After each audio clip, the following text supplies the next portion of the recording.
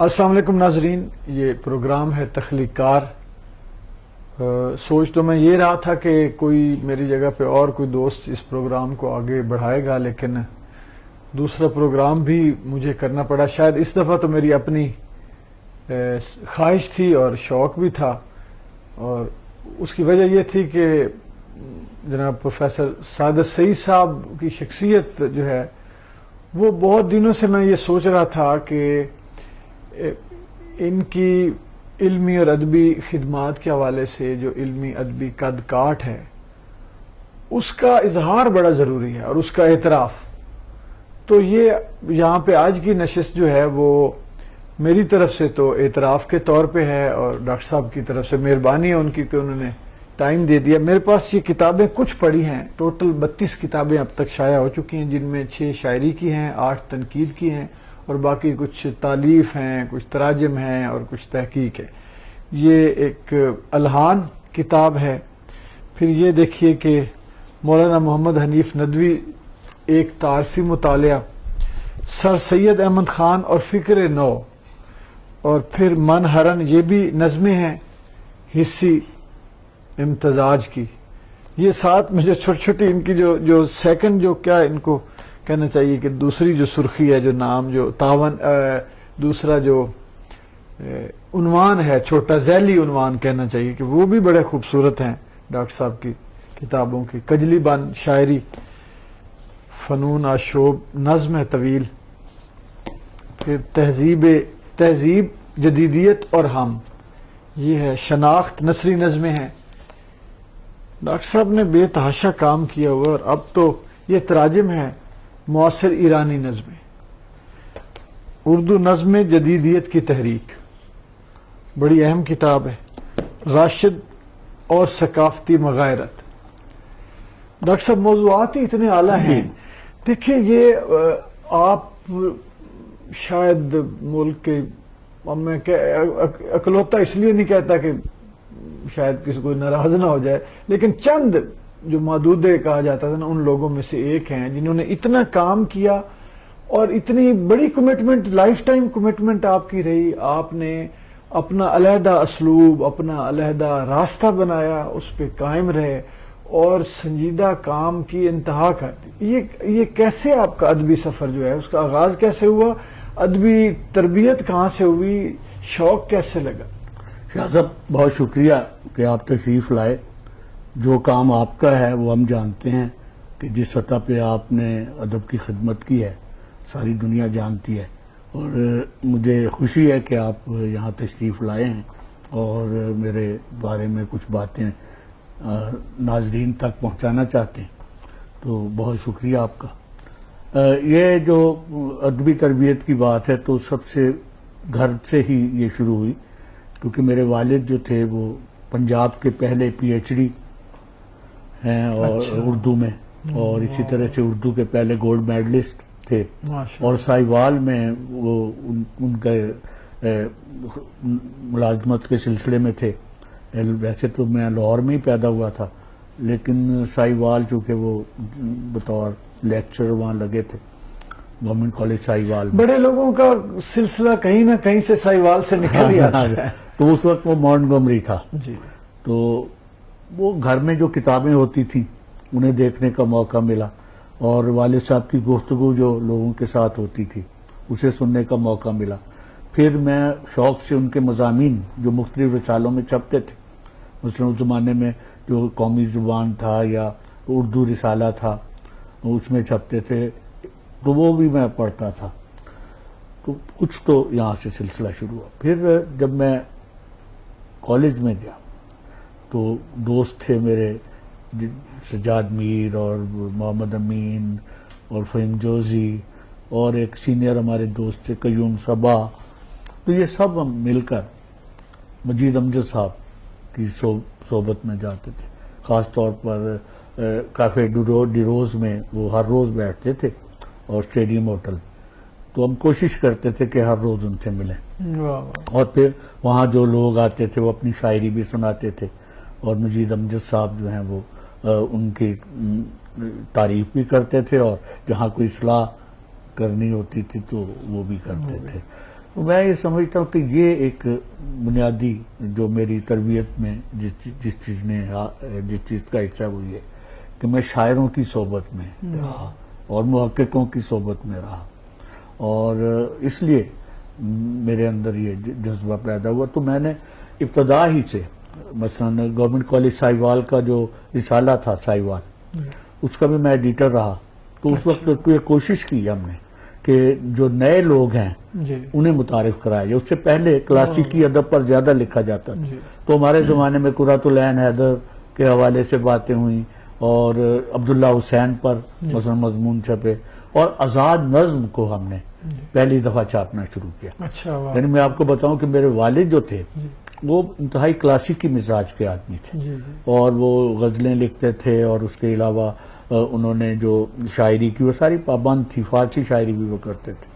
لیکن میں آزاد نظم کی طرف میری توجہ اس لیے کہ کالج کے زمانے میں مجھے ماورا اور ایران میں اجنبی پڑھنے کا موقع ملا، تو وہ کم لوگ پڑھتے تھے، تو اس سے میرا رجحان جو ہے وہ آزاد نظم کی طرف ہوا، اور آزاد نظم جو ہے وہ ہمارے رسالے میں 3-4 آزاد نظمیں میری گورنمنٹ کالج ساہیوال کے رسالے میں چھپی ہیں، اور یہ زمانہ جو ہے یہ 64-65 کی باتیں ہیں، یعنی جب آزاد نظم کی طرف لوگوں کی زیادہ توجہ نہیں تھی تو ہم لکھتے تھے۔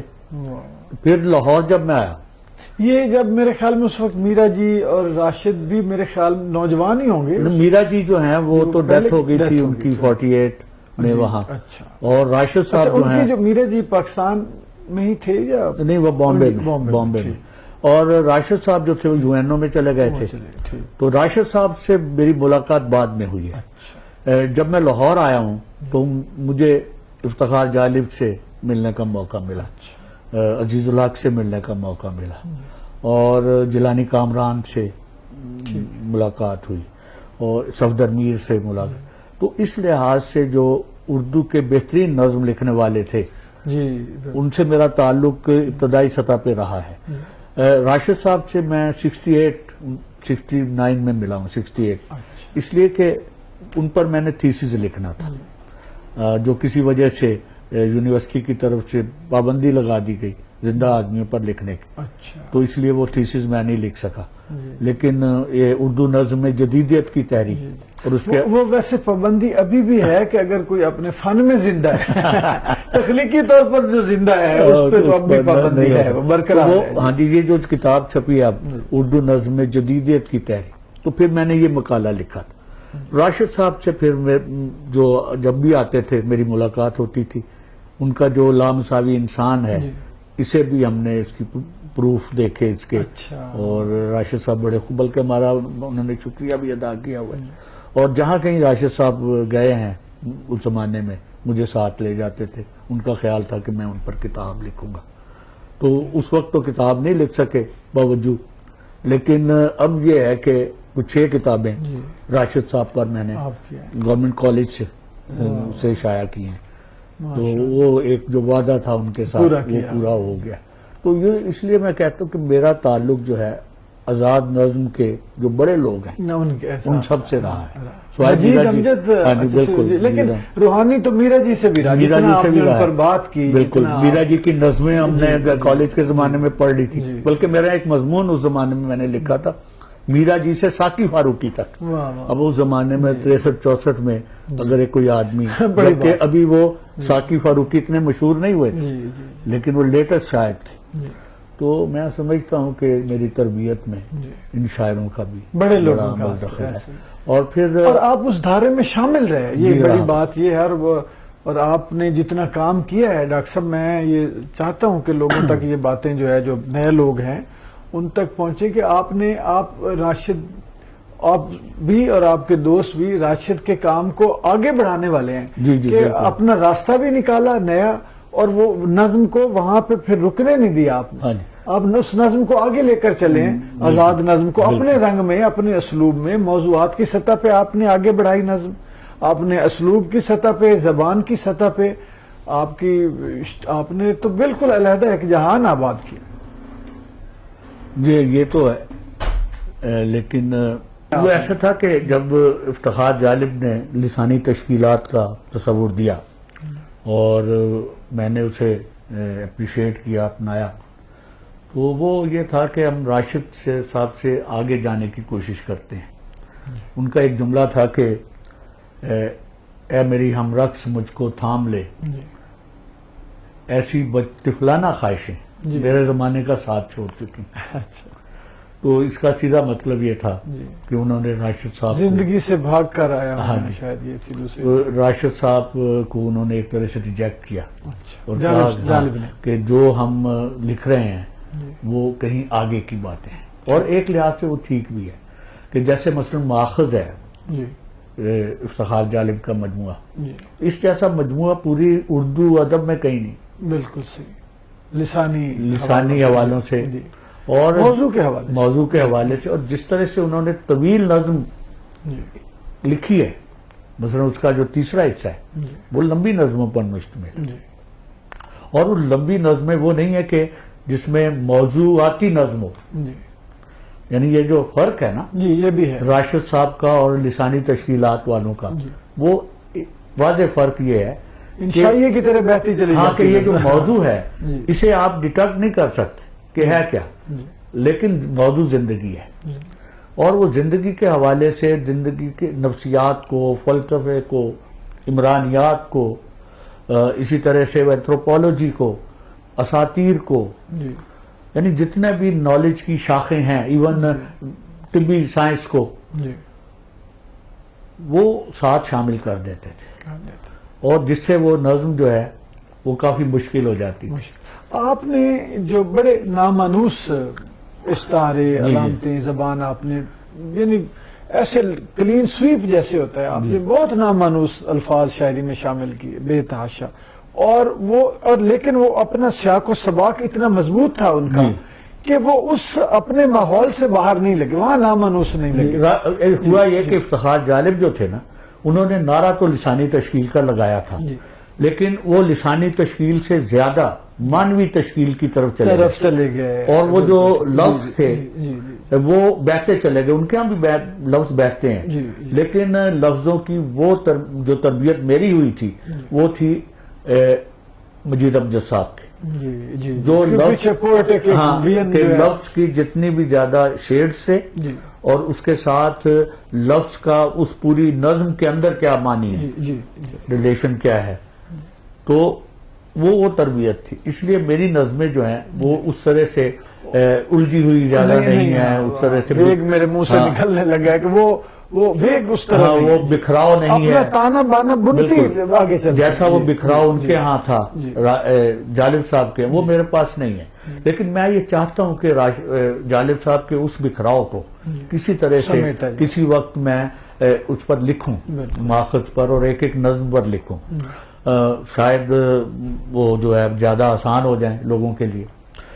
میں سمجھتا ہوں میں نے فلسفہ بھی پڑھا تھا، اچھا، اور اس لیے میری تمام نظموں کی جو جہت ہے وہ فلسفیکل ہے، یعنی ایسا نہیں ہے کہ کوئی بھی آپ نظم لیں گے اس کے اندر پیچھے کوئی فکر ہے، کوئی نظریہ ہے، کوئی بات ہے، خاص طور پہ کائنات کے بارے میں، انسان کے بارے میں، اور یہ جو ایک مسٹری ہے کائنات کی، اس کے بارے میں بھی میں نے بہت کچھ لکھا ہے، میری سمجھ سے باہر ہے۔ ابھی جو میں نے آپ کی 2 کتابیں پڑھی ہیں ان میں جو اس وقت موجودہ جو المیہ ہے، انسانی المیہ، موجودہ سیاسی، معاشی، اور وہ جو درد کی یا ایک غیر انسانی ہونے کی، گلوبلائزیشن کی جو ہے صورتحال، کہ ایک گلوبل لیول پہ ایک غیر انسانی رویے غالب آ چکے ہوئے، اس پہ بہت آپ کا جو ہے اس نشاندہی ہے، اور آپ نے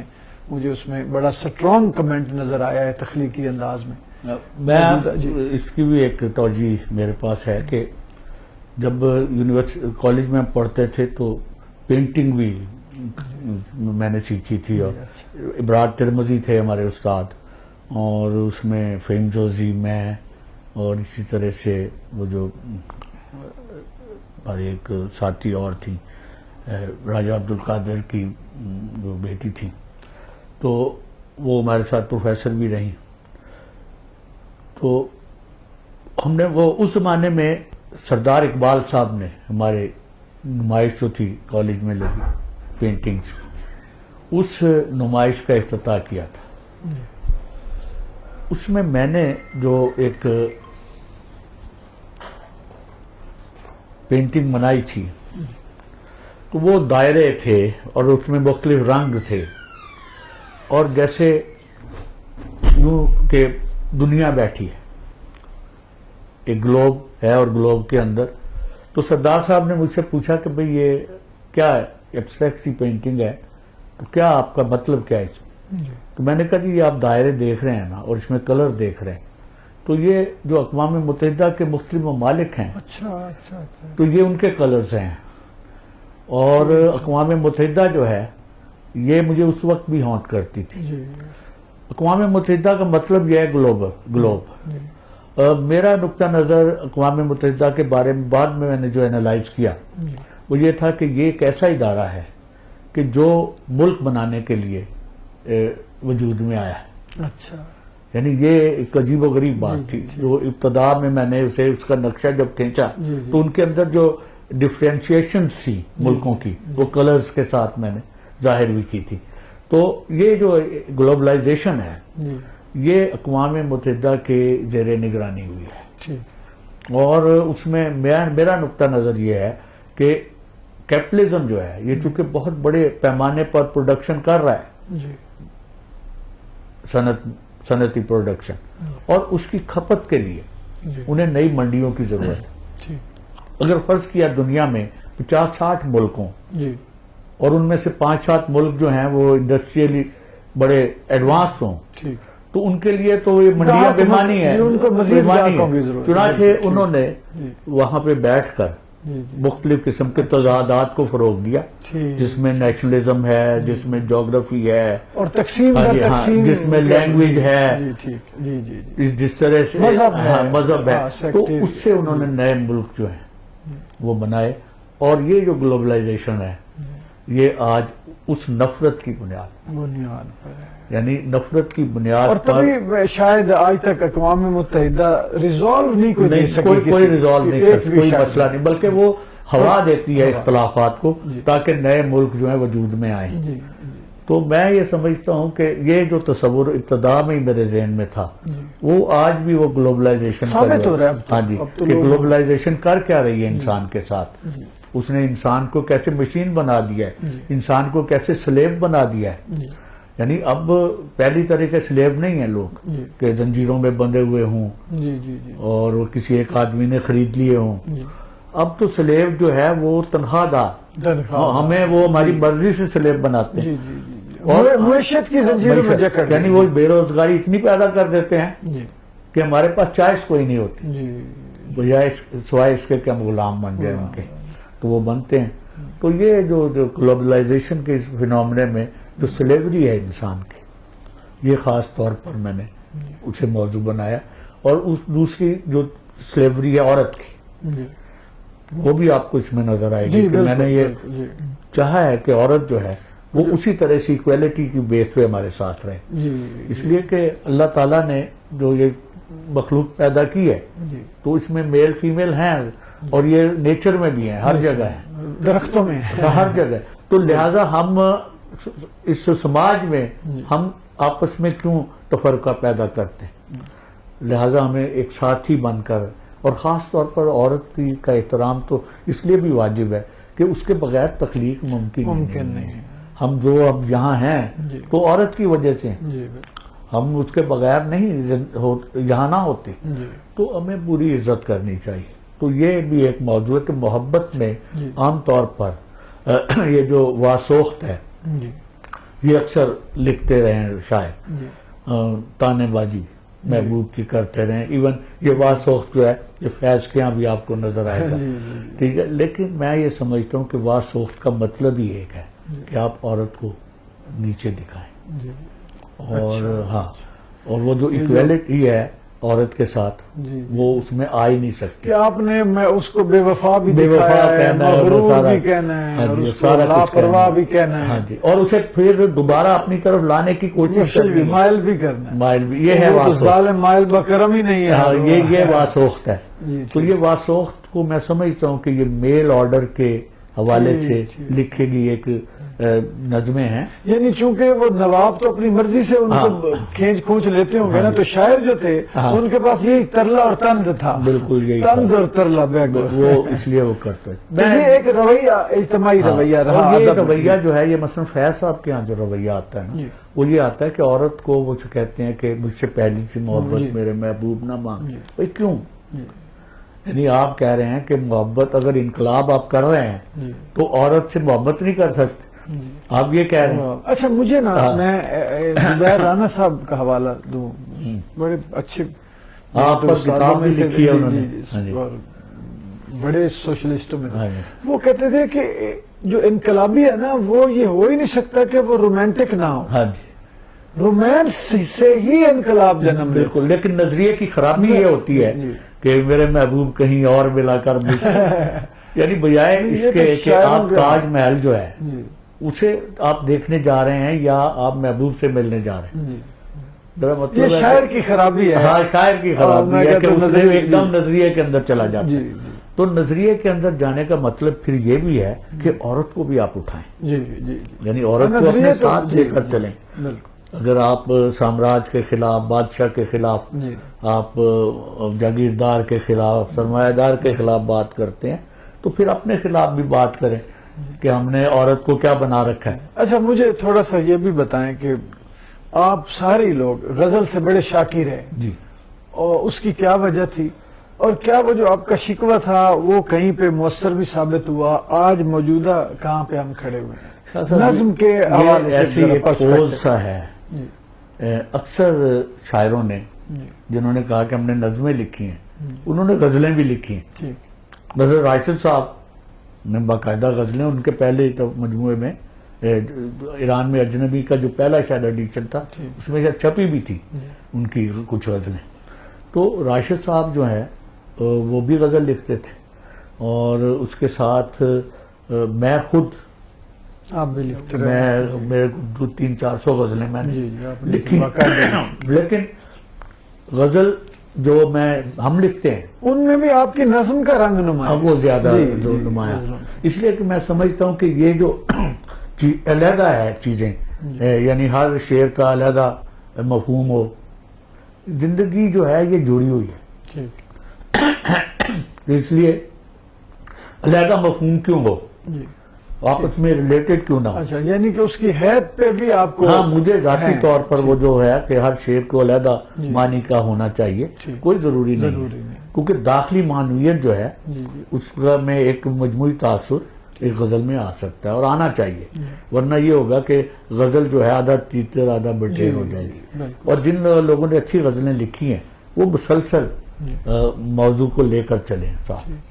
تو یہ میں سمجھتا ہوں کہ ایک نئے زمانے میں اگر غزل اچھی لکھی جا سکتی ہے تو وہ باقاعدہ نظم کی طرح سے تسلسل کے ساتھ موضوع کے اور کیفیت کے تسلسل کے ساتھ وہ اگر آپ لکھیں گے تو اچھی غزل. ویسے میرا اپنی جو اس وقت میں پڑھتا بھی رہتا ہوں تو اب غزل لگتا ہے کہ اپنی مہارت کے حوالے سے غزل گری جو ہے اس کے حوالے سے زیادہ آگے بڑھ گئی ہے اور کیفیت پیچھے کی. ہاں جی، وہ اس لیے کہ جو غزل میں مشاعرہ باز لوگ ہیں اور خاص طور پہ استاد مشاعرہ باز، انہوں نے یہ روایت چلا دی ہوئی ہے کہ آپ غزل کے جو فنی تقاضے ہیں صرف انہیں سامنے رکھیں، موضوع کو پہ مٹی ڈالیں. موضوع تو خیر ہے ہی نہیں. ہاں جی، وہ موضوع پہ بھی مٹی ڈالیں. تو جو کچھ ہے وہ فن ہے غزل کا، اور اس فن میں بڑی بڑی جدتیں ہوئی ہیں شکیب جلالی سے لے کر. اور شکیب کے ہاں تو کیفیت بھی اس درجے کی ملتی ہے، یہ ظفر اقبال تک بے شمار مطلب ہے غزل میں کیفیتیں نئی آئی ہیں. اور ظفر اقبال نے تو قافیے میں بھی اجتہاد کیا ہے، غزل کے سٹرکچر میں بھی کچھ کوشش کی ہے اجتہاد کرنے کی. اور اس کے علاوہ ان کے ہاں پہلے کے کام میں تو کیفیت آب رواں جو ہے وہ ٹھیک ہے، اس اس لیے کے بعد پھر انہوں نے بھی مشقیں وہ کہتے بھی ہیں لیکن میں یہ سمجھتا ہوں کہ یہ ضروری اس لیے ہے جی کہ یہ جو مظہریاتی غزل میں ایک لفظ آپ کے لیے استعمال کر رہا ہوں اور میں اکثر یہ اس لفظ کو مختلف مضامین میں بھی استعمال کرتا ہوں، یہ فینومنولوجیکل غزل، جی اس کا مطلب یہ ہے کہ جو کچھ سوسائٹی میں ہو رہا ہے جی آپ صرف محبوب کو چھوڑیں، جی جی یہ غزل اب یہ نہیں رہی کہ بھئی اپنا یہ عورت سے بات چیت ہے جی یا اس سے یہ بہت ہاں آگے۔ یہ جو ہے یہ شکاری کتے جب سر پہ پہنچے ہوئے ہیں تو ہرن کی وہ چیخ ہے جی کہ وہ اس کے سین پھنسے ہوئے ہیں اور وہ بچ نہیں سکتا ان سے تو چیختا ہے، تو یہ نہیں ہے۔ غزل جو ہے یہ پورے معاشرے کی عکاسی کر سکتی ہے۔ جی اور کی ٹھیک ہے، اور جیسے کی- شکیب کا آپ نے نام اور- لیا ہے، ہاں دیکھیں وہ کی وہ ہے۔ کیسی غزل لے کے آئے۔ اچھا مجھے ایک بات بتائیں، میرا وہم ہے یا کیا، میں نے شکیب کے بعد کے جدید شاعروں میں شکیب کے حوالے سے بہت زیادہ تعصب اور خوف کا ایک بلکہ ایلیمنٹ پایا کہ اس کا نام ہی نہ کوئی لے، بالکل اس کو مٹا دیا جائے اور وہ کہیں بھول جائیں ہم اس کے فرق اس لیے کہ ایک تو غریب آدمی تھا، کوئی گروپ نہیں تھا اس کا، دوسرا اس نے غزل کو جو امیجری دی ہے تازہ امیجری، اس میں بے شمار لوگ، اقبال ساجد بھی اس کے اندر آپ کو نظر آ جائے گا اور بے شمار لوگ ہیں اس امیجری سے جنہوں نے استفادہ کیا ہے اور اپنے آپ کو انہوں نے ماڈرن ایک جدید غزل گو کی حیثیت سے لوگوں کے سامنے پیش کیا ہے۔ تو یہ شکیب کی وجہ سے ہی ہے۔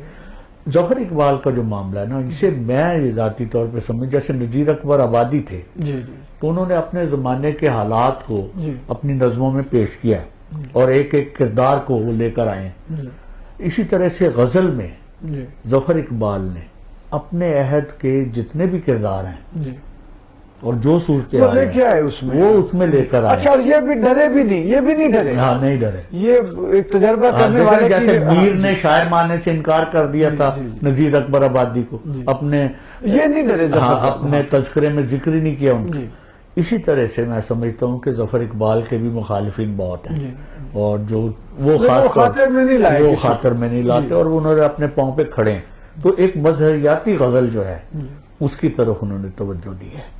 اب میں جو تھوڑا سا کوشش کر رہا ہوں جی وہ یہ کر رہا ہوں کہ کسی طرح سے ردیف جو ہے جی اس میں کوئی ساؤنڈ پیٹرن لایا جائے۔ اچھا اچھا اچھا، کچھ غزلیں ہیں میری واہ واہ، جس میں میں نے کوشش کی ہے جو شاید رائج نہ ہو سکے، اچھا لیکن میری ایک کوشش ہے کہ غزل کے اندر ایک جو بے معنویت ہے سوسائٹی کی، جی جی جی وہ ریفلیکٹ ہو، ہاں اس کو ریفلیکٹ ہو۔ اچھا واہ واہ، یعنی یہ صرف ضروری نہیں ہے کہ ہم ہمارے شعر کے معنی ہی تلاش کریں، زندگی جو ہے یہ اس کے اندر بے شمار بے معنویت ہے، ہڑبونگ ہے، ہڑبونگ ہے، تو آپ اس ہڑبونگ کو کیوں نہیں لاتے؟ کیوں نہیں لاتے؟ تو اگر میری ایک نظم ہے جس میں آوازیں اس کی ایک طرح سے ردیف ہے اچھا تو وہ بھی چھپی ہوئی ہے کسی جگہ پر، تو وہ اس میں جتنی آوازیں ہیں زندگی کی وہ میں نے سنی ہیں اچھا واہ اور پھر انہیں بیان کیا ہے، واہ، تو ان میں جو بے معنی اور انتشار کی آوازیں ہیں جی۔ میں کوشش کرتا ہوں کہ غزل میں کہیں نہ کہیں آئیں۔ وہ بھی آ جائیں۔ پھر دوسری بات یہ کہ غزل کے اندر جو ناؤن سے ورب بنانے کا کام ہے، فعل، جی یہ بہت کم لوگوں نے کیا ہے۔ ٹھیک، یہ کوشش ابتدا میں نے کی اور قافیے میں لے کر آیا واہ واہ، کہ غزل کے اندر نئے ورب جو ہیں جی وہ کیسے آئیں۔ جی۔ مثال اس کی یہ ہے کہ 100 بار فرتے شوق سے جی بھنورا گئے ہیں ہم، جی بالکل ٹھیک ہے، یہ جی جی آبادیاں بدن کی بھی کھنڈرا گئے گئے ہیں، ہم، واہ واہ، تو یہ جو کھنڈرانا ہے، جی جی جی جی، بھنورانا ہے، یہ بھنور تو بامانی بھی ہے اور ہاں، بہرحال ایک بالکل، اور تبدیلی ہوتا ہے کہ بھنور میں آ گئی کشتی، بھائی تھوڑا سا رحم کریں اردو زبان پر، یہ اتنے لمبے لمبے جو آپ ورب بناتے ہیں تو اسے ذرا تھوڑا سا بھنور میں آنا جو ہے اسے بھنورانا کیوں نہیں کرتے؟ جی، بالکل تو یہ کام بھی میں نے شروع کیا ہے اس میں اور یہ اب بہت چلا ہے۔ اب آپ دیکھیں کہ جتنے مضامین ہیں جی جو آج لکھے جا رہے ہیں ان کے اندر بھی یہ جو ورب یہ بنانے کا طریقہ ہے، کاشتیانہ، جی کاشت سے، یہ بھی میں پڑھ رہا تھا جو حسین مجروح نے جو دیباچہ لکھا ہے لام تنقید کا، جی ظفر اقبال کی کتاب، اس میں کئی جگہ پر جی انہوں نے یہ جو ناؤن سے ورب بنایا ہے، جی تو میں سمجھتا ہوں ہماری کامیابی ہے۔ بالکل اور یہی نہیں، یہ اچھا انہوں نے نا ایک دفعہ لفظ میرے خیال میں زرکان انہوں نے کوائن کیا، زر اور یرکان کو ملا کے مجروح صاحب میں یہ ہے ایک، یہ ہے اس میں وہ لیکن یہ اس طرح کے لفظ جو ہے آپ کو پتا ہے کہ جیسے یہ مزاحیہ جو ادب لکھنے والے ہیں تو یہ اپنے عنوانات جو ہیں اسی طرح کے رکھتے ہیں، بالکل نئے لفظ قائم کر لیتے ہیں اس میں، اور لیکن یہاں میں بات اور کر رہا ہوں، میں یہ کہہ رہا ہوں کہ کوئی ایسا ورب بنائے لفظ ناؤن سے کہ جو آگے 100 فکرے بنا سکے۔ جی واہ واہ واہ، ٹھیک ہے، میرا مطلب ہے کہ مستعمل ہو جائے، ہاں، زبان ایسے میں رچ ہوگی، گنجائش ہاں، ہو، گنجائش زبان صرف ایک لفظ کے قائم کرنے سے رچ نہیں ہوگی، ٹھیک، زبان جو ہے ایک سسٹم دینے سے دینے سے ہے، وہ سسٹم جو ہے ہم کوشش کر رہے ہیں کہ دیے، اور یہ میں نے اپنی نثر میں بھی استعمال کیے ہیں اسی طرح سے، ورب سے ورب بنا کر ناؤن سے، اور شاعری میں بھی میں نے یہ کام کیا ہے۔ لیکن اب مثلا میں یہ ردیف جو ہے اس کے اندر کوئی تبدیلی کیسے ہو سکتی ہے یہ دیکھنے کی کوشش کر رہا ہوں غزل میں، اور وہ ابتدائی طور پر تو شاید بہت ہی بے معنی اور لگے، لیکن ہو سکتا ہے کہ وہ بعد میں ساؤنڈ پیٹرن جو ہے اس کی ردیفیں جو ہیں وہ آئیں، ٹھیک۔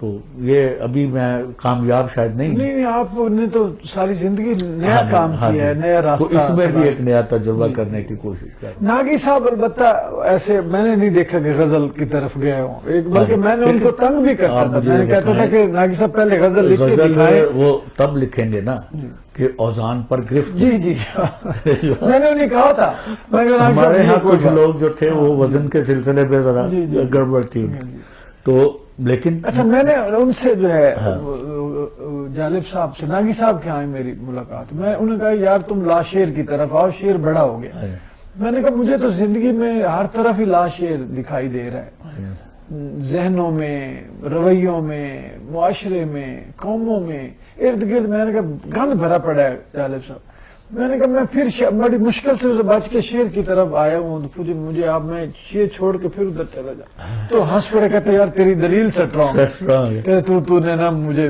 جواب ٹھیک دیا، تو میں تو اپنا لگا رہے، تو جو کہہ رہا ہے تو ٹھیک ہے، تیری کمٹمنٹ ہے تو لگا۔ اچھا لیکن وہ غزل کے مخالف نہیں تھے، میں آپ کو اس کی مثالیں دیتا ہوں کہ مثلا انہوں نے منیر نیازی کی، جی یہ تو سارے آپ لوگ ان کو کرتے، غزلوں پر مضمون لکھے ہیں، جی جی میں نے دیکھا ہے کہ آپ سب لوگ جو حالانکہ اوورآل غزل کے اتنے حق میں نہیں تھے، لیکن منیر نیازی کے باری آتی تھی تو آپ اپریسیشن، آپ نے ہمیشہ ان کی شاعری کو، ان کی غزل کو، جی ناگی صاحب کا میں نے دیکھا، آپ کو دیکھا، بالکل آپ نے ہمیشہ اعتراف کیا اور ان کے اوپر کام، تو لہٰذا ایسا نہیں کہ غزل کے یہ دشمن ہو، البتہ اس غزل کے تو سارے ہی دشمن ہیں کہ جو اصل میں میرے خیال میں آپ تھے کہ مکھی پہ مکھی نہ مارو، اب روایتی غزل سے باہر نکلنا چاہیے، حبس توڑو، اور یہ جو ایک منوٹنی ہے آپ آگے، اقبال نے وہ منوٹنی توڑی ہے، ٹھیک ہے، لیکن کسی کا حوصلہ نہیں ہے کہ اقبال سے آگے جمپ کر سکے، لہذا وہ نیچے رہتے ہیں اور نچلے سروں پہ ہی غزل لکھتے ہیں۔ واہ واہ صحیح فرمایا آپ، تو پہلے کالے پہ غزل لکھتے چلے جائیں، تیسرے کالے پہ نہیں جاتے۔ واہ۔ اچھا ایک سوال یہ بھی ہے میرا آپ سے کہ اب اس عہد حاضر میں موجودہ جو ہے اس میں نقاد کہاں چلا گیا؟ دیکھیں نقاد جو ہے وہ ضرورت اگر نہیں ہے سوسائٹی کو نقاد کی تو نقاد بھی غائب ہو جائے گا، کاتب غائب ہوا، ہاں جی، ہو یہ رہا ہے کہ سوسائٹی میں خاص طور پہ یونیورسٹیوں میں وہ جو مکھی پہ مکھی مارنے والی آپ نے بات کی ہے، وہاں پہ تنقید میں اور تحقیق میں یہی کام ہو رہا ہے، لہذا نیا ذہن بہت پیدا نہیں ہو رہا، نہیں تو وہ اکا دکا آ جاتے ہیں، مثلا احتشام ہے، اس نے ابھی ایک جدید نظم پر لکھا ہے، اسی طرح سے ضیاء صاحب ہیں اور یہ نیر عباس ہیں، اچھا لیکن میں نے ان لوگ جن کے آپ نے نام لیے ہیں شام سے تو نہیں، باقی ضیاء الحسن ہے ان کی بات آپ کر رہے ہیں، باقی لوگ ان کو تو میں نے بڑا یعنی ذہنی طور پہ محدود، اپنے اوپر زیادہ فوکس، پسند ناپسند، اور مثلا اب بہت سارے یہاں پہ اگلے دن کسی نے لکھا تھا کہ کون کون میاں بیوی شاعر ہیں، تو وہ میاں بیوی جو آگے ہوئے ہیں نا وہ بھی جڑے جو ہیں، یہ بھی ایک طرح کی خوفناکی سی پیدا ہو گئی ہے کہ وہ فوکس ان کا بیچارے نفسیاتی طور پہ ایک دوسرے کو اپریسیشن میں دبے رہتے ہیں. ہاں. اور پھر جو اقربا میں پہلے تو بنے ہوئے تھے دو فرقے، احمد ندیم قاسمیہ اور ڈاکٹر وزیر، اب تو وہ تو باقاعدہ لوگ کام کرنے والے تھے. اب تو لگتا ہے کہ صرف میرا خیال ہے ہر گھر میں ایک فرقہ بن گیا ہے اور مشاعروں کی خاطر اور ایوارڈز کی خاطر اور ایک دوڑ لگی ہوئی ہے. ڈاکٹر صاحب اب وہ آپ تو اللہ آپ کو اور مزید صحت اور زندگی سلامتی عطا کرے، جتنے عہد آپ نے بڑے دیکھے ہیں اس کے مقابلے میں تو نہیں، اب کچھ نہیں ہے. اور لیکن تنقید جو ہے میں سمجھتا ہوں کہ اس کی ضرورت ہے. اپنے عہد کا انالیسس کرنا یہ ضروری ہوتا ہے.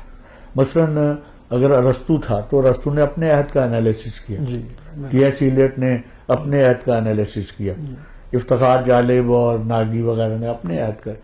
اب یہ جو عہد جس میں اب ہم زندہ ہیں وہ ہمیں چاہیے کہ ہم کوئی نظریہ سازی کریں اور اس عہد کی تنقید کیا ہو سکتی ہے اس کی طرف توجہ دیں. اور اس کے لیے ضروری ہے کہ ہم اچھا ادب جو ہے جو لکھا جا رہا ہے وہ تلاش کریں وہ تو اور پڑھیں نا. سنسیئرٹی کے ساتھ. میں نے تو دیکھا لوگ خوفزدہ ہو جاتے ہیں. اب میں آپ کی کتابیں پڑھی تو میں نے کہا میرے تھوڑا ابھی اور لکھنا ہے، ابھی تو کچھ نہیں میں سارا. تو میرے ذہن میں نے شکر کیا کہ کہیں پہ ایک بڑا کام ہو رہا ہے. تو ڈاکٹر صاحب اب ٹائم تھوڑا ہے، اسے بڑا کام تو میں نہیں جن لوگوں میں آپ رہے، میں نے مجید امجد سے میری ملاقات نہیں ہوئی لیکن میرا جنگ میں ہونے کی وجہ سے ان کے بڑے بنیادی دوستوں میں میں رہا. شیر افضل جعفری صاحب، رفعت سلطان، معین تابش، ان لوگوں میں بےدل پانی پتی، ان لوگوں میں جب میں 9th میں 8th میں تھا تو ان لوگوں میں میرا آنا جانا ہوا، بیٹھنا ہو گیا. وہاں بھی ایک چائے خانہ تھا، وہاں ایک مظفر شاہ صاحب بھی ہوتے. اچھا یہاں پہ آیا تو میرا آپ سے، ناگی صاحب سے، جیلانی کامران صاحب سے، ان لوگوں کے ساتھ میرا پیار، اور منیر نیازی سے. تو میری جو تعلق رائے ہے، میں نے وہ کتابیں پہلے بھی پڑھی ہے، کجلی بان وغیرہ میں اس پہ بولا بھی، میں نے بات بھی ہمیشہ کی. تو میں بڑا نوسٹیلجک بھی ہوا میں، اور میں اداس بھی ہوا، اور میں نے شکر بھی ادا کیا. اور میری نا وہ آپ کی مہربانی کہ وہ کتابیں مجھے ملیں تو میں ایک دفعہ پھر شاعری اور ادب کی، سنجیدہ ادب کی طرف راغب ہوا. اور میں نے کہا اب میں ڈاکٹر صاحب سے بات ہونی چاہیے، ڈاکٹر صاحب کے کام پر بات ہونی چاہیے، ان کی زندگی پر بات ہونی چاہیے، اور ہم سب کو لکھنا چاہیے اس میں. اور تاکہ چیزیں جو ہیں وہ پڑھی ہوئی ہیں ہم ان کی بٹی نہ ہمارے اپنے کنٹمپریری ہمیں دانستہ اگنور کرتے جی ہیں. جی جی ٹھیک ہے، وہ نہیں لکھتے، ہم لکھتے ہیں. مثلا میں نے عبدالرشید پر لکھا ہے، ٹھیک ہے، لیکن عبدالرشید کو کبھی بھی یہ خیال نہیں آیا کہ کوئی. میں سمجھتا یہ ہوں یہ ہے اب یہ اس وقت یعنی کہ مروج سکہ رائج الوقت رویہ یہ ہے. میں یہ سمجھتا ہوں کہ نظم کے چند مجموعے ایسے ہیں کہ جن پر باقاعدہ تفصیل سے لکھنے کی ضرورت ہے. ان میں سے ایک تو ماخذ ہے، افتخار جالب کا جو بالکل علیحدہ رنگ ہے، اس جیسا کوئی مجموعہ اردو نظم میں کہیں ایگزسٹ نہیں کرتا، ماخذ. دوسرا ان کا جو مجموعہ ہے وہ ہے یہی ہے میرا لحن. وہ نثری نظمیں بھی ہیں اور اپنے زمانے کا جو ایک انالیسز ہے اس میں جو رویے ہیں وہ ہیں اس میں، اور آسان نظم، آسان زبان میں ہے. تیسرا ان کا ہے قدیم بنجر، ایک نظم ہے جسے آپ کہہ لیں کہ جیسے ٹی ایس ایلیٹ کی ویسٹ لینڈ تھی، اسی طرح کی ایک ویسٹ لینڈ جو ہے انہوں نے ہمارے ہاں یہاں لکھی ہے. یہ 3 کتابیں یعنی آپ سمجھتے ہیں کہ وہ اردو کی ویسٹ لینڈ ہے. ان 3 کتابوں پر تو لازمی طور پر لکھا جانا چاہیے. پھر میں یہ سمجھتا ہوں کہ کجلی بن کا بھی ابھی اس طرح نہیں ہوا، انالیسز نہیں ہوا. یہ تو میں اپنے ذمہ لیتا ہوں، وعدہ کرتا ہوں آپ سے میں اس پر بات. اور فنون آشوب کا بھی نہیں ہوا. باقی میں اپنے مجموعے کہ اگر اس سطح کی کوئی نظم اگر آپ کو اردو میں میں تعریف نہیں کر رہا ہوں، لیکن یہ غیر جانبدارانہ ہاں کہ میں یہ کہہ رہا ہوں کہ بطور نقاد میں کہہ رہا ہوں کہ یہ ایک ڈفرینٹ طرح، ایک اور طرح کی مختلف نظم ہے.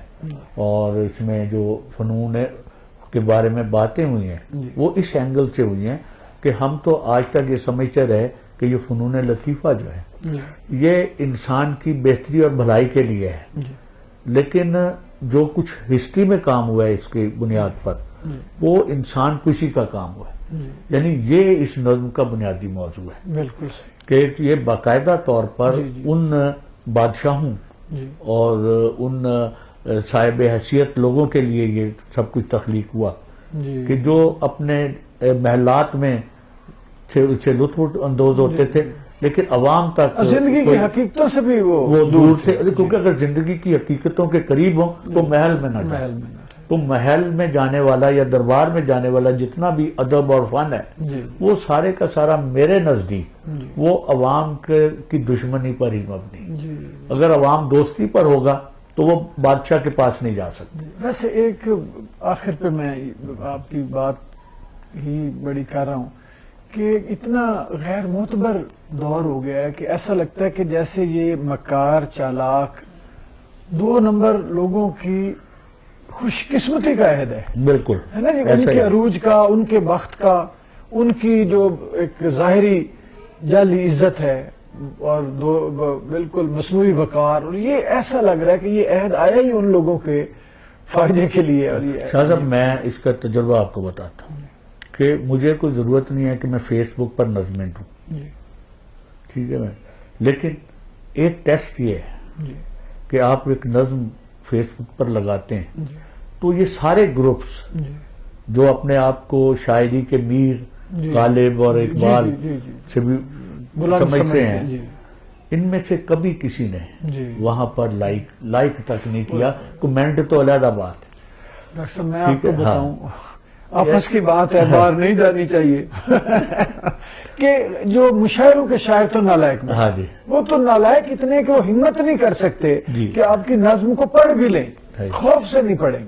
وہ اعتراف کیا کرنا اوپر لکھا، لیکن میں نہیں پڑھے صرف لکھے یہ لوگ- بتا رہا ہوں کہ گروپنگ ایسی ہے، جی ٹھیک ہے نا. اور Grouping بھی اور ہے. پھر لڑکی جی. کسی کی جی. بے وزن بھی نظم ہوگی تو بس تو اس کے کوئی 5,000 جی جی 4,000 لائکس آئی ہوں اور گے comments بھی اور اتنے ہی کمنٹس ہوں گے. بھی اتنے ہوں گے. تو میں یہ سمجھتا ہوں کہ یہ کیا ہم کیا سیریس ہیں ادب کے معاملے میں؟ نہیں. Non serious. جی نان سیریس. اور اسی نوٹ پہ میرا خیال ہے جی گفتگو ہم بالکل ختم ٹھیک ہے کرتے کہ ہیں ہم اس وقت بہت سارے لوگ ہاں ہیں جی. وہ ادب کے بارے کیونکہ میں آپ کا نان یہ سیریس. کافی لمبا ہو گیا جی انٹرویو. کوئی بات نہیں، یہ اہم بات ہے. ہاں جی بہت شکریہ. بہت شکریہ. Thank you. تھینک یو شاہ صاحب، بہت مہربانی.